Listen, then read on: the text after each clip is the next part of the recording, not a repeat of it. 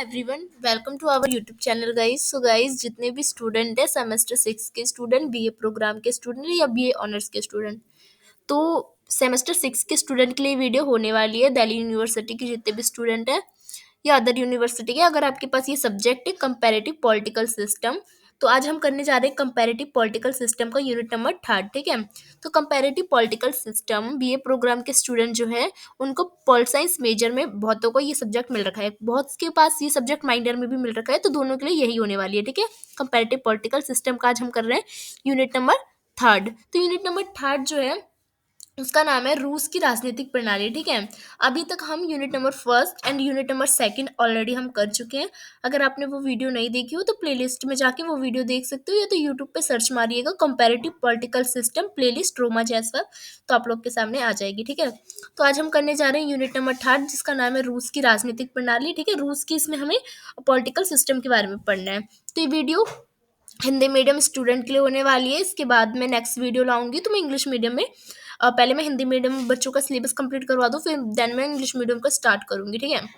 तो चलिए स्टार्ट करते हैं आज की हमारी वीडियो। तो वीडियो को स्टार्ट करने से पहले अगर आप हमारे चैनल पर नए आए हो, फर्स्ट टाइम आए हो या पहले से बने हो पर चैनल को सब्सक्राइब नहीं किया, तो प्लीज़ चैनल को सब्सक्राइब कर लीजिए, बेल आइकन को ऑन कर दीजिए, जिससे सारी नोटिफिकेशन सारी वीडियो टाइम टू टाइम आपके पास पहुँचे, ठीक है। साथ ही आप हमारे टेलीग्राम चैनल से जुड़ सकते हैं। डिस्क्रिप्शन में आपको हमारे टेलीग्राम का लिंक मिल जाएगा, वहाँ से आप ज्वाइन होके हमारे साथ जुड़ सकते हैं। वहाँ पे अगर आपका कोई क्वेरी हो तो आप मुझसे पर्सनली पूछ सकते हो, और वहाँ पे इसके पीडीएफ भी आपको मिल जाएगा, या तो डिस्क्रिप्शन में भी आपको लिंक मिल जाएगा, वहाँ से भी आप डाउनलोड कर सकते हो, ठीक है, बिल्कुल फ्री में, ठीक है। चलिए स्टार्ट करते हैं आज की हमारी वीडियो। तो हमें क्या पढ़ना है? हमें पढ़ना है रूस की राजनीतिक प्रणाली। तो इंट्रोडक्शन से स्टार्ट करते हैं। तो रूस क्या है? रूस की राजनीतिक प्रणाली कैसी है? रूस में एक संघीय गणराज्य है, फेडरल रिपब्लिक, ठीक है, जहाँ अर्धराष्ट्रपति प्रणाली शासन होता है, ठीक है। तो रूस में संघीय गणराज्य है, ठीक है। यह प्रणाली लोकतंत्र और सत्तावादी शासन का मिश्रण होता है। रूस का संविधान 1993 में अपनाया गया था। रूस में भी क्या है? संवैधानिक सरकार चलती है संविधान के द्वारा, जो इस राजनीतिक प्रणाली की नींव रखता है, ठीक है। क्योंकि जिसके भी संविधान होता है वो गणराज्य होता है, संघीय गणराज्य, ठीक है।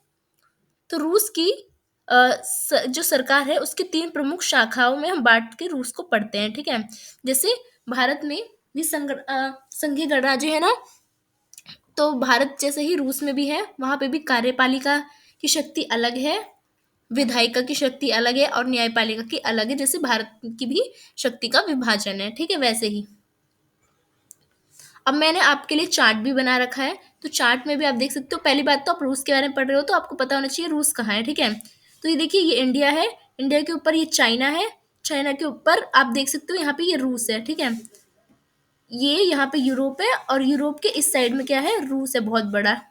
आपको पता होना चाहिए हम जिसके बारे में पढ़ रहे हैं, और ये रूस का फ्लैग है, ठीक है। तो रूस की राजनीतिक प्रणाली कैसी है? रूस की राजनीतिक प्रणाली अर्धराष्ट्रपति प्रणाली है, जिसमें रूस का संविधान है, और संविधान द्वारा ही कार्यपालिका, विधायिका और न्यायपालिका की शक्ति बटी हुई है, ठीक है। तो सबसे पहले हम कार्यपालिका के बारे में पढ़ते हैं, ठीक है। तो एग्जीक्यूटिव ब्रांच रूस की। तो रूस की कार्यपालिका में राष्ट्रपति और प्रधानमंत्री क्या होते हैं? मुख्य भूमिका निभाते हैं। जैसे भारत में भी कार्यपालिका के मुख्य कौन होते हैं? राष्ट्रपति और प्रधानमंत्री होते हैं। वैसे ही रूस के भी कार्यपालिका के प्रमुख कौन होते हैं? मुख्य कौन होते हैं? प्रधानमंत्री और राष्ट्रपति। रूस की कार्यपालिका की संरचना का अगर मैं एक आपको चार्ट दिखाऊं तो ये चार्ट आप देख सकते हो, ठीक है।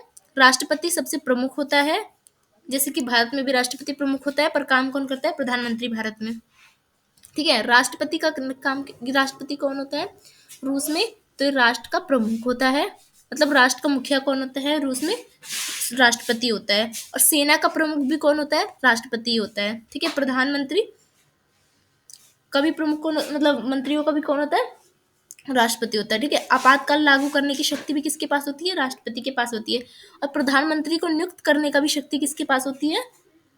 प्रधानमंत्री को नियुक्त करने की शक्ति भी राष्ट्रपति के पास होती है, ठीक है।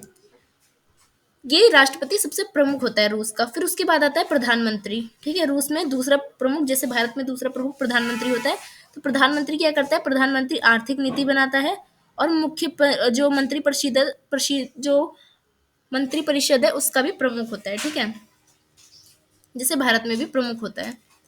तो राष्ट्रपति के काम और कार्य वैसे मैंने आपको टेबल में बता दिया, पर मैं अब आपको डिटेल में बताती हूँ। तो राष्ट्रपति रूस का जो होता है वो सर्वोच्च नेता होता है रूस का, और इस पद को अत्यधिक शक्ति प्राप्त होती है राष्ट्रपति को, पर भारत में कम शक्ति प्राप्त है किसको, राष्ट्रपति को, ठीक है। तो राष्ट्रपति के अधिकार क्या होते हैं रूस में और कर्तव्य क्या होते हैं उसको जानते हैं। तो सबसे पहला, राष्ट्रपति रूस में राष्ट्र का प्रमुख होता है, ठीक है, रूस का प्रमुख होता है। रूस के राष्ट्रपति देश का प्रमुख होता है, और राष्ट्रीय सुरक्षा करना तथा विदेश नीति का नेतृत्व करना भी किसके हाथ में होता है, वहां के राष्ट्रपति के हाथ में होता है। पर भारत में कौन करता है, राष्ट्र की सुरक्षा ये सब प्रधानमंत्री का काम होता है, पर रूस में क्या होता है, ये सब राष्ट्रपति देखता है, ठीक है। सेना का प्रमुख भी वहां कौन होता है, राष्ट्रपति होता है रूस में। रूस के सशस्त्र बल जो होते हैं, आर्म फोर्स का सर्वोच्च भी कमांडर कौन होता है, सैन्य का प्रमुख होता है राष्ट्रपति। पर भारत में ऐसा नहीं है, भारत में मंत्री परिषद जो होते हैं, मंत्री और जो प्रधानमंत्री हो उसके अंतर्गत सैन्य आते हैं, ठीक है। राष्ट्रपति जो है रूस में वो प्रधानमंत्री की नियुक्ति करता है। भारत में भी प्रधानमंत्री की नियुक्ति वैसे राष्ट्रपति ही करता है। राष्ट्रपति संसद ड्यूमा की मंजूरी से प्रधानमंत्री को नियुक्त करता है। भारत में भी संसद द्वारा ही प्रधानमंत्री को नियुक्त किया जाता है, राष्ट्रपति करता है, ठीक है। तो आपातकाल लागू करने की शक्ति भी किसके पास होती है, राष्ट्रपति के पास होती है रूस में। भारत में भी राष्ट्रपति के पास ही है शक्ति आपातकाल लागू करने की, ठीक है। उसी के साइन से होगा। एक बार पता है ना आपको, इंदिरा गांधी ने करा था, तो इंदिरा गांधी ने किससे साइन करवाया था, राष्ट्रपति जो भी उस समय था, ठीक है। तो राष्ट्रपति का कार्यकाल जो है रूस में, राष्ट्रपति का कार्यकाल रूस में 6 वर्ष का होता है, ठीक है। 2012 से ये 4 वर्ष का था, पर और कोई व्यक्ति लगातार 2 कार्यकाल के बाद सीधे तीसरे कार्यकाल के लिए चुनाव नहीं लड़ सकता, लेकिन यह अंतराल के बाद फिर से चुनाव लड़ सकता है, ठीक है।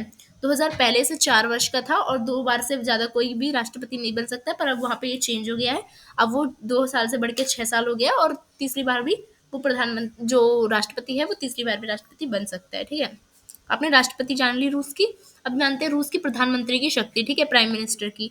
तो रूस का प्रधानमंत्री राष्ट्रपति द्वारा ही नियुक्त किया जाता है, ठीक है, और संसद द्वारा अनुमोदित किया जाता है, ठीक है। राष्ट्र प्रधानमंत्री की भूमिका क्या होती है रूस में, तो आर्थिक और आंतरिक नीति को वहां की प्रधानमंत्री देखता है, ठीक है। पर भारत में तो सभी नीतियों को प्रधानमंत्री देखता है, ठीक है। तो प्रधानमंत्री सरकार के प्रशासन, आर्थिक नीतियां और सामाजिक कल्याण के कार्यों को संचालन करता है रूस में, ठीक है। मंत्री परिषद जो परिषद है उसका प्रमुख होता है प्रधानमंत्री, जिसे भारत में भी मंत्री परिषद का कौन होता है, प्रधानमंत्री ही प्रमुख होता है। राष्ट्रपति के अनुपस्थिति होने पर कार्यवाहक प्रमुख होता है कौन, प्रधानमंत्री रूस में। पर भारत में प्रमुख प्रधानमंत्री ही होता है, राष्ट्रपति तो होता है पर नाम का होता है, वैसे काम करने का भारत में अधिकार ज्यादा प्रधानमंत्री के पास होता है। तो ये राष्ट्रपति के असमर्थ हो जाता है तो प्रधानमंत्री वहां पे देखता है राष्ट्र को, ठीक है। अब हम जानते हैं दूसरी शक्ति रूस की, जो कि है विधायक का, ठीक है, लेजिस्लेटिव ब्रांच, ठीक है। तो रूस की जो विधायिका है वो द्विसदनी है, जैसे कि भारत की भी 2 सदनी है ना, लोकसभा राज्यसभा, और इसे संघीय सभा फेडरल असेंबली कहा जाता है रूस में, ठीक है, इन दोनों सदनों को, ठीक है। तो रूस की विधायिकी की संरचना को और कार्य क्या है इसको जानते हैं। तो रूस में संघीय सभा है, ठीक है, रूस की जो पार्लियामेंट है उसे संघीय सभा कहा जाता है। इसमें 2 सभा है, राज्य ड्यूमा और संघीय परिषद, ठीक है। जैसे कि हमारे भारत में लोकसभा होते हैं, तो ये लोकसभा जैसा है और ये राज्यसभा जैसा है, ठीक है। तो राज्य ड्यूमा का काम क्या होता है, कानून को पारित करना और प्रधानमंत्री की नियुक्ति करना, और महाभियोग प्रस्ताव भी कहाँ पे लागू होता है, वो लोक मतलब राज्य ड्यूमा में होता है रूस के, ठीक है। संघीय परिषद का क्या काम होता है, कानूनों को स्वीकृति करना, आपातकालीन जो उपदेश है उसकी समीक्षा करना, और सैन्य कार्रवाई की मंजूरी देना, ठीक है। तो ये सब संघीय परिषद का काम होता है। तो अब हम डिटेल में, अभी हम चार्ट में जान रहे थे, थोड़ा एक्सप्लेन करके हम जानते हैं। तो राज्य ड्यूमा का काम क्या होता है, जो निचला सदन होता है रूस का, तो इसमें 450 सदस्य होते हैं, जिनका कार्यकाल 5 साल के लिए चुना जाता है, ठीक है, चुनाव द्वारा। तो ड्यूमा के सदस्य जनता द्वारा प्रत्यक्ष मतदान, डायरेक्ट के माध्यम से क्या है चुने जाते हैं। जैसे भारत में लोकसभा चुनाव होता है ना, डायरेक्ट होता है ना, लोकसभा मेंबर्स जो होते हैं उसको डायरेक्ट चुनते हैं भारत की जनता, तो वैसे ही, ठीक है। तो भूमिका क्या है राज्य डूमा क्या क्या करती है, तो राज्य डूमा कानून को पारित करना और संशोधित करना इसका काम होता है, ठीक है। जैसे कि भारत में लोकसभा करती है ना, बिल्कुल लोकसभा की तरह ही है, ठीक है। दूसरा, प्रधानमंत्री की नियुक्ति को मंजूरी भी देना और उसे हटाना भी, भारत में भी लोकसभा में ही होता है, ठीक है। राष्ट्रपति के खिलाफ महाभियोग का प्रस्ताव पारित करना, ये भी भारत में भी जैसे होता है लोकसभा में, वैसे ही रूस की राज्य डूमा में होता है, ठीक है। अब संघीय परिषद, जिसे ऊपरी सदन कहते हैं, ठीक है, जैसे कि भारत का राज्यसभा है, ये राज्यसभा की तरह है भारत का, ठीक है। इसमें सदस्य होते हैं, प्रत्येक संघीय इकाई होती है। रूस के 85 क्षेत्रों में दो दो प्रतिनिधित्व होते हैं इसमें, ठीक है। इसकी भूमिका क्या है संघीय परिषद की? ड्यूमा द्वारा पारित कानून को अंतिम स्वीकृति देना किसका कार्य होता है? राज्य इसका संघीय परिषद का, ठीक है। राष्ट्रपति के आपातकालीन आदेशों की समीक्षा भी करता है कौन? संघीय परिषद। सैन्य कार्रवाई को मंजूरी भी देने का काम कौन करता है? संघीय परिषद करता है रूस का, ठीक है। रूस के आपको पता लग गया होगा। अब चलते हैं हम रूस की तीसरी इकाई पे शक्ति का, जो कि है न्यायपालिका। वहाँ की जुडिशरी सिस्टम कैसी है रूस की? तो रूस की न्यायपालिका संविधान द्वारा स्थापित एक स्वतंत्र शाखा है, लेकिन इसके सरकार के प्रभाव से माना जाता है। मतलब वहाँ पे भी जो न्यायपालिका है वो स्वतंत्र है भारत की तरह, पर भारत की पूरी स्वतंत्र है। वहाँ पे फिर भी देखा जाता है कि जो न्यायपालिका है उस पर सरकार अपना दबाव बनाती है, ठीक है। तो स्वतंत्र पूरी तरह से नहीं कह सकते। तो रूस की न्यायपालिका की संरचना कैसी है? तो मैं एक आपको चार्ट में बताऊं, देख सकते हो सुप्रीम कोर्ट वहाँ की सबसे प्रमुख होती है, ठीक है। ये दीवानी, आपराधिक और प्रशासनिक मामलों की कार्रवाई करता है कौन? सुप्रीम कोर्ट, ठीक है। तो सुप्रीम कोर्ट में वहाँ अर्बिट्रेशन कोर्ट और संवैधानिक न्यायालय होते हैं, ठीक है। तो अर्बिट्रेशन कोर्ट क्या करते हैं? ये व्यवसायी विवाद और आर्थिक मामलों की सुनवाई करते हैं। और संविधान को सुरक्षा करने का कार्य कौन करता है? संविधान की व्याख्या, इन सब विवादों को हल करता है संवैधानिक न्यायालय, ठीक है। तो दो तरह के न्यायालय हैं, ठीक है। तो मुख्य न्यायालय क्या करता है उसको जानते हैं, जो कि सुप्रीम कोर्ट की तरह है। संवैधानिक न्यायालय जो है वो मुख्य न्यायालय में, जो मुख्य न्यायालय है वहाँ के तीन हैं। एक है संवैधानिक न्यायालय, जिसे कॉन्स्टिट्यूशनल कोर्ट कहते हैं। ये संविधान की व्याख्या करता है, लोगों को बताता है संविधान के बारे में, और संवैधानिक जो विवाद है उसको भी हल करने का काम करता है। वहाँ पे दूसरे नंबर पे आता है सुप्रीम कोर्ट। हमारे यहाँ सुप्रीम कोर्ट सबसे बड़ा है, पर वहाँ सुप्रीम कोर्ट सेकंड नंबर पे आता है। ये देश की सर्वोच्च न्यायिक संस्था होती है, जो दीवानी, आपराधिक और प्रशासनिक मामलों की सुनवाई करता है, ठीक है। और वहाँ तीसरा होता है अर्बिट्रेशन कोर्ट, ठीक है। अर्बिट्रेशन कोर्ट जो है वो व्यवसायी विवादों और आर्थिक मामलों की सुनवाई करता है। मतलब व्यवसाय से रिलेटेड मामला होगा तो अर्बिट्रेशन कोर्ट दिखेगा, और बाकी लोगों की जो जमीन जायदाद या प्रशासन से रिलेटेड होगा तो सुप्रीम कोर्ट देखेगा, और संविधान से रिलेटेड होगा तो संवैधानिक न्यायालय देखेगा, ठीक है। वहाँ तीन तरह के न्यायालय पाए जाते हैं। तो वहाँ के न्यायालय जो है उसकी विशेषताएं क्या है?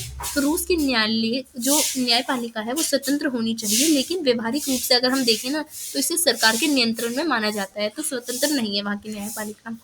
राजनीतिक विपक्ष और मानवाधिकार जो कार्यकर्ताओं का आरोप, वहाँ के जो मानवाधिकार लोग हैं, कार्यकर्ता है, वो हमेशा ये सवाल उठाते हैं कि जो रूस की न्यायपालिका है ना उसका उपयोग करती है सरकार अपने जो विरोधी है उसको दबाने के लिए। तो अगर अपने विरोधियों को दबाने के लिए सरकार न्यायपालिका का उपयोग करती है तो इसका मतलब वहाँ की न्यायपालिका स्वतंत्र नहीं है। तो अब हम चलते हैं, जानते हैं रूस की चुनाव प्रणाली कैसी है, ठीक है। Electoral system of Russia. तो रूस की में जो चुनाव प्रणाली है वो कैसी है? वो बहुदलीय प्रणाली है, मल्टी पार्टी सिस्टम। जैसे भारत में भी मल्टी पार्टी सिस्टम है, बट अमेरिका में क्या है? अमेरिका में सिर्फ दो ही पार्टी होती है। और चीन में क्या है? चीन में तो सिर्फ एक ही पार्टी है, ठीक है। लेकिन सत्ता का मुख्य रूप से कुछ ही दलों तक सीमित है वहाँ पे रूस में, ठीक है। तो चार्ट से बताऊं तो रूस की राजनीतिक दलों की शक्ति की रैंकिंग बताऊं तो फर्स्ट रैंकिंग पे वहाँ पे आते हैं यूनाइटेड रूस नाम की जो पार्टी है वो, ठीक है। जिसकी अभी भी जो जो अभी वहाँ का जो व्लादिमीर पुतिन द्वारा जो शक्तिशाली राजनीतिक दल है उसका नाम है यूनाइटेड रूस, ठीक है। कम्युनिस्ट पार्टी वहाँ की दूसरी सबसे बड़ी पार्टी है, जो कि मुख्य विपक्षी पार्टी के तौर पे है। और लिबरल डेमोक्रेटिक पार्टी जो है वो राष्ट्रवादी विचारधाराओं की सबसे बड़ी तीसरी नंबर की रूस की पार्टी है। तो ये तीन पार्टी रूस की सबसे बड़ी है, जैसे कि भारत में बीजेपी, कांग्रेस है ना, वैसे ही, ठीक है। तो मुख्य राजनीतिक दल जो है वहाँ के उसके बारे में जानते हैं थोड़ा। तो वहाँ, ठीक है, डिटेल में। तो यूनाइटेड रूस जो है यह रूस का सबसे शक्तिशाली नंबर 1 रैंक का, मैंने बताया था ना, ये पार्टी है जिसमें व्लादिमीर पुतिन का समर्थन प्राप्त है, और वहाँ का अभी भी राष्ट्र कौन है? व्लादिमीर पुतिन है राष्ट्रपति, ठीक है। कम्युनिस्ट पार्टी वहाँ की सेकंड सबसे बड़ी पार्टी है। ये मुख्य विपक्षी पार्टी है जो कि मानी जाती है रूस की। लिबरल डेमोक्रेटिक पार्टी, ये राष्ट्रवादी विचारधारा वाली तीसरी नंबर की सबसे बड़ी रूस की पार्टी है। जस्ट एशिया, ये वामपंथी झुकाव वाली समाज पार्टी है, ठीक है। चौथी सबसे बड़ी पार्टी रूस की। तो रूस की चुनाव प्रणाली कैसी है उसको जानते हैं। तो राष्ट्रपति का चुनाव जो है ना वो रूस में वो प्रत्यक्ष डायरेक्ट इलेक्शन द्वारा होता है, बट भारत में इनडायरेक्ट होता है। पता है ना आपको, भारत में इनडायरेक्ट तरीके से राष्ट्रपति का चुनाव होता है। जो एमएलए एमपी को चुनते हैं ना, वो वोट देते हैं राष्ट्रपति के लिए हमारे भारत में, ठीक है। हम डायरेक्ट राष्ट्रपति को नहीं चुनते, पर वहां पे डायरेक्ट राष्ट्रपति का चुनाव होता है, ठीक है। उम्मीदवार को जीतने के लिए 50% से अधिक वोट प्राप्त करने होते हैं। तो जो उम्मीदवार होता है राष्ट्रपति में, उसको है ना जो संसद है, वो जो जनता का जो वोट है उसमें 50% से अधिक वोट पाना होता है। यदि कोई उम्मीदवार पहली बार में 50% वोट नहीं करता ना, तो शीर्ष उम्मीदवार जो होते हैं ना दो, उनके बीच चुनाव फिर लड़ा जाता है, ठीक है। तो ऐसे वहां पे राष्ट्रपति चुनाव होता है, ठीक है। वहाँ का संसदीय चुनाव कैसा होता है। तो राज्य ड्यूमा के चुनाव में आधे सदस्य प्रत्यक्ष चुनाव द्वारा आते हैं और आधे जो है वो अनुपातिक जो प्रतिनिधि प्रणाली है उसके तहत आते हैं, ठीक है। तो वहाँ दो तरह की चुनाव प्रणाली के तहत आते हैं लोग, ठीक है।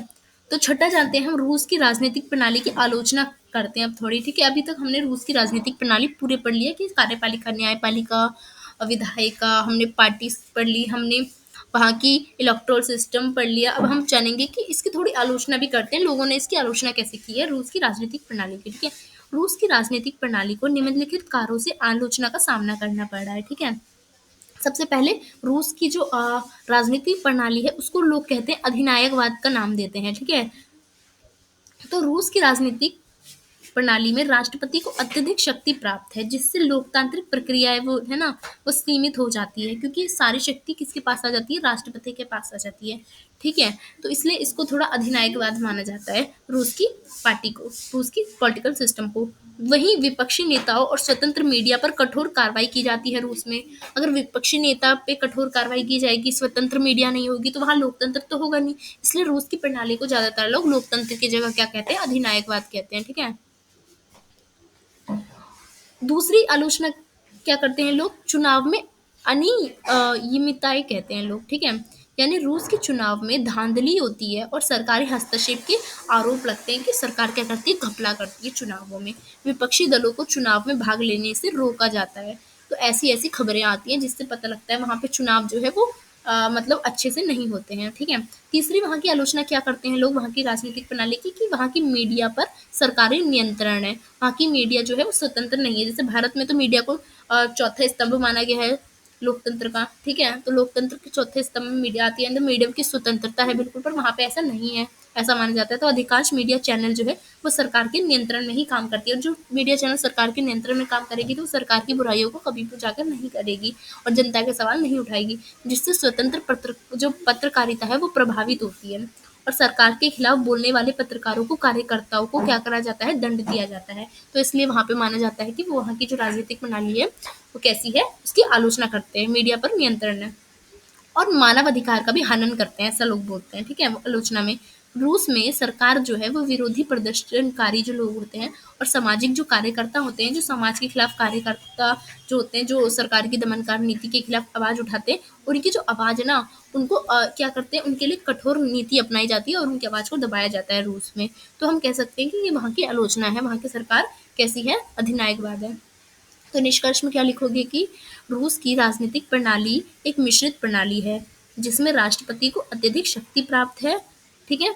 इससे लोकतांत्रिक कहा जाता है फिर भी, ठीक है। लेकिन व्यवहारिक रूप से अगर देखा जाए तो ये लोकतंत्र ना होके एक अधिनायकवाद शासन है, ठीक है। तो रूस में कैसा शासन है, एक अधिनायकवाद। हाल के वर्षों में रूस में वैश्विक राजनीतिक में अपनी जो स्थिति है उसको मजबूत तो की है, लेकिन इसके लोकतांत्रिक मूल्य और मानव अधिकार की स्थिति पर अंतर्राष्ट्रीय स्तर पर सवाल भी उठते रहे हैं। यदि रूस में राजनीतिक सुधार किए जाए और इसकी प्रणाली को अधिक पारदर्शी बनाया जाए, ट्रांसपेरेंसी लाया जाए इसमें, तो जन के लिए बहुत ज़्यादा हितकारी होगा और वहाँ की प्रणाली एकदम लोकतांत्रिक होगी। तो यह होता है आपका यहाँ पे unit number third complete. I hope आपको वीडियो अच्छी लगी हो, तो वीडियो अगर आपको अच्छी लगी हो तो वीडियो को लाइक कीजिएगा, वीडियो को कॉलेज ग्रुप दोस्तों में शेयर कीजिएगा। वीडियो कैसे रही कमेंट सेक्शन में भी ज़रूर बताइएगा। सो धन्यवाद।